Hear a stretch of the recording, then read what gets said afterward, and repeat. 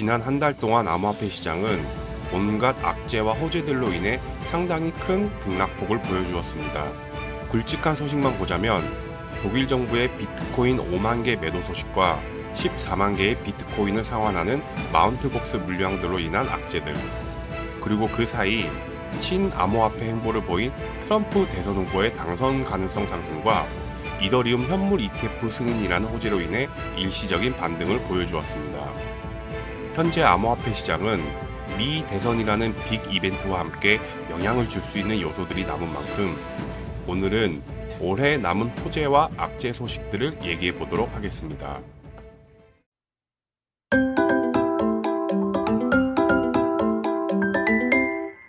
아또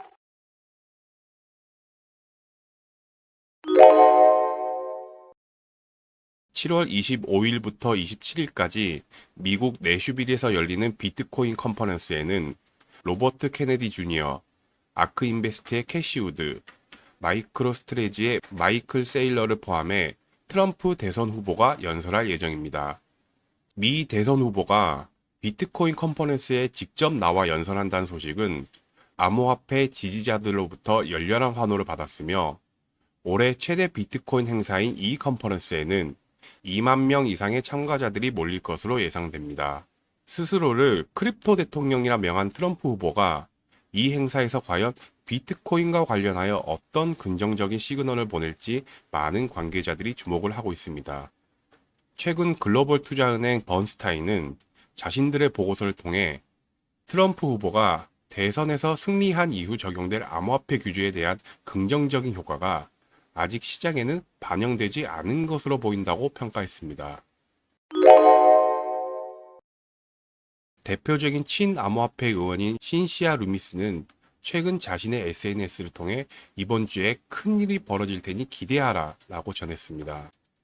이와 함께 폭스 비즈니스는 루미스 의원 주도하에 소속 동료 위원들과 함께 미 연방준비제도가 비트코인을 전략적 준비 자산으로 보유하는 법안을 준비 중이라고 전했습니다. 이는 미 연준이 비트코인을 매수하여 미국 중앙은행이 금과 외화를 보유하는 것과 같은 방식으로 자산을 보유하도록 하는 법안입니다. 만약 이 법안이 하원과 상원을 통과하고 대선에 승리한 트럼프 대통령이 지지한다면 비트코인과 암호화폐 산업은 완전히 주류로 편입될 것으로 보이고 다른 국가들도 역시 미국과 같은 선택을 할 가능성 또한 올라갈 것으로 보입니다. 지난 22일을 시작으로 마운트 곡스의 비트코인과 비트코인 캐시가 크라켄, 비트스탬프 등으로 이체되어 본격적인 상환이 시작되었습니다. 상환 절차와 계획에 따라 최장 3개월이 소요될 것으로 예상되며 녹화일 기준 1만 7천 명 이상의 채권자들에게 상환되어 약 40% 정도 마무리된 상황인데요. 그렇다면 시장에서 우려한 대로 상환받은 비트코인의 매도가 실제로 이루어지는지를 살펴보면 현 시점에서는 그렇지 않은 것으로 보인다는 분석이 있습니다. 크라켄 거래소의 온체인 데이터를 본다면 22일을 시작으로 비트코인 출금량은 급격하게 늘었습니다. 대량의 비트코인들이 거래소부터 출금되고 그 물량들이 마운트 곡스 채권자들의 물량이라 본다면 채권자들은 비트코인을 매도하기보다는 출금해서 보유하려는 경향이 있다고 생각할 수 있습니다. 남은 60% 물량들이 이런 출금이 지속된다면 우려하던 매도 압력은 훨씬 적을 것이고 수년간 시장의 악재로 자리 잡았던 마운트 곡스 이슈는 물량 해소와 함께 악재에서 호재로 적용될 예정입니다. 지난 7월 18일 SEC는 행정 절차의 제정과 소송 청구에 관한 비공개 회의를 진행할 예정이었습니다. 어느 측과 회의하는지는 밝혀지지 않았지만 시장에서는 SEC가 리플과 비공개 회의를 할 것이고 이는 곧 소송이 마무리되지 않겠냐는 기대를 보여주었습니다. 하지만 어떤 이유에선지 취소가 되었는데 그 비공개 회의가 현지 시간 7월 25일 오후 2시에 다시 진행될 예정입니다. 이와 더불어 리플의 CEO 브래드 갈링하우스는 블룸버그와의 인터뷰에서 SEC 소송이 가까운 시일 내에 해결될 것이라고 기대한다고 밝혔습니다.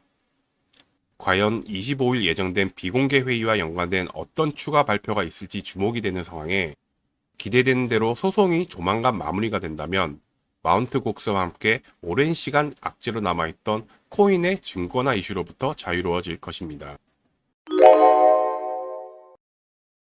2022년 코인 시장을 붕괴했던 FTX 거래소 파산 사태는 많은 고객들에게 피해를 입혔지만 약 110억 달러였던 손실 금액은 163억 달러, 하나로 약 21조 8천억까지 회수하는 데 성공했습니다.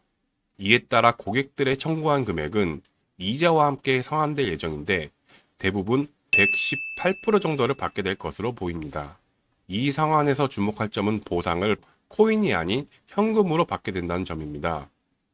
일부 고객들은 피해봤던 자산을 코인으로 돌려받기를 원했지만 관리하는 자산을 포함한 부동산, 주식 등을 유동화하여 확보한 것이기 때문에 현금 지급으로 결정되었습니다. 하지만 대부분이 개인 투자자인 채권자들은 이미 암호화폐를 투자한 투자자들이기 때문에 상환받은 현금으로 다시 암호화폐에 재투자할 가능성이 높다는 분석입니다. 고객 자금 상환에 따른 20조 원이 넘는 자금 유입은 새로운 자본을 시장에 주입하기 때문에 시장 전반에 영향을 미칠 수 있습니다.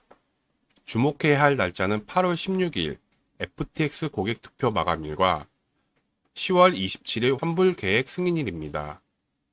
계획대로 상환 절차가 진행된다면 올해 하반기부터 내년 상반기까지 시장의 상승 요인이 될 것으로 기대됩니다. 런던 경찰청은 런던의 한 준식 레스토랑에서 일했던 평범한 중국 여성이 월 임대료가 수천만 원에 달하는 호화 주택에 거주하면서 런던의 유명 백화점에서 쇼핑을 하는 것을 수상히 여겨 조사를 하게 됩니다.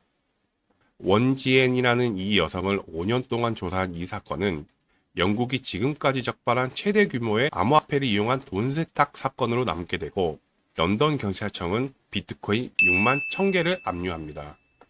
조사 결과 이 자금의 출처는 2017년 중국 텐진에서 발각된 중국 전역에서 피해자가 13만 명에 달하며 피해 금액은 약 430위안인 초대형 다단계 금융사기 사건인 란티엔 거루이 사건으로부터 조성된 자금으로 밝혀졌습니다. 흥미로운 점은 원지에는 명의만 빌려준 바지 사장이었고 실제 소유자는 또 다른 중국 여성인 화화라는 여성인데 그녀는 현재 법망을 피해 도망갔으며 지금도 행방이 묘연한 상태입니다.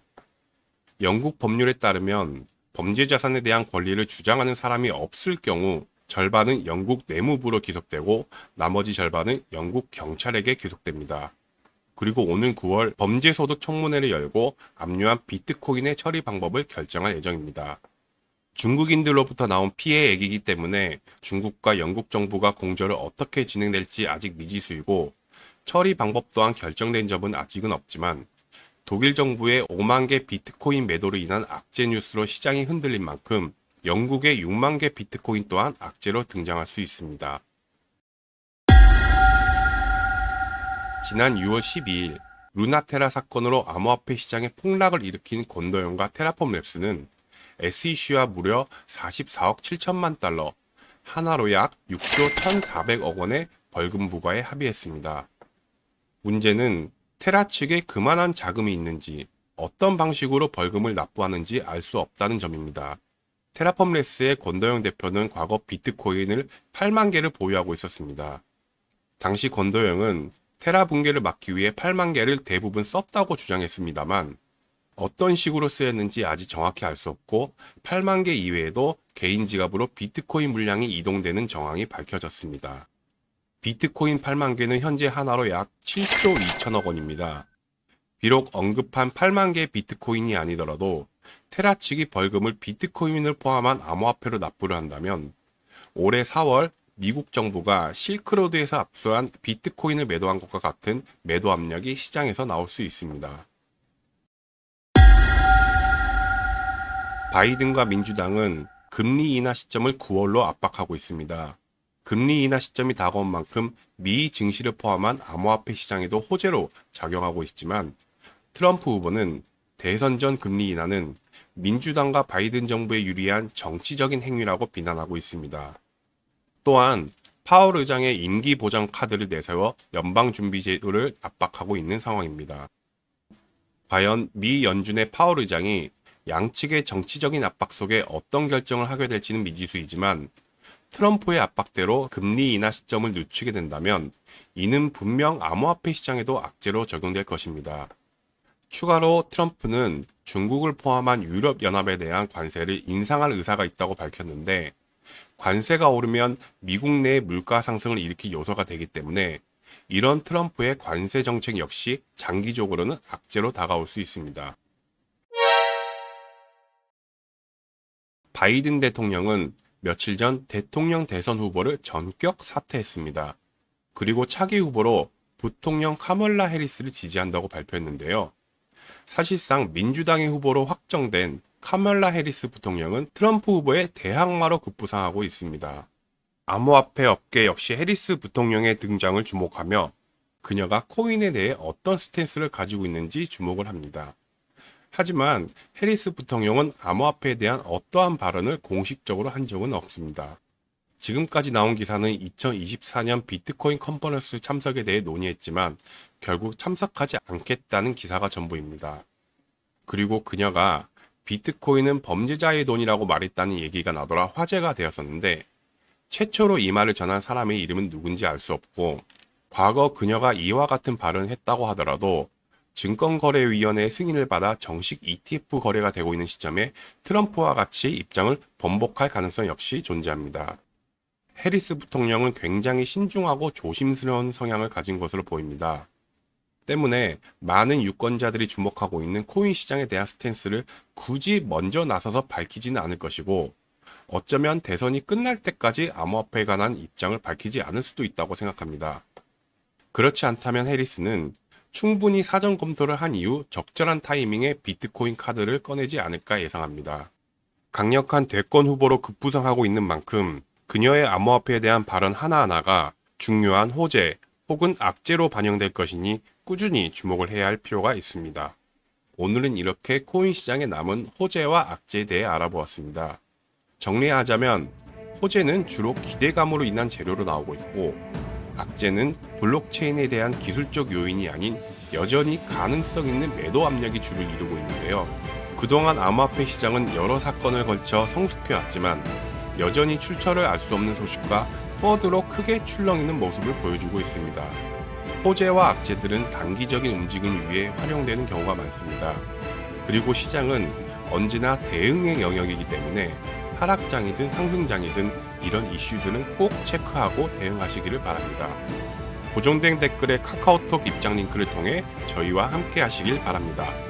이상 이슈맨이었습니다. 시청해주셔서 감사합니다.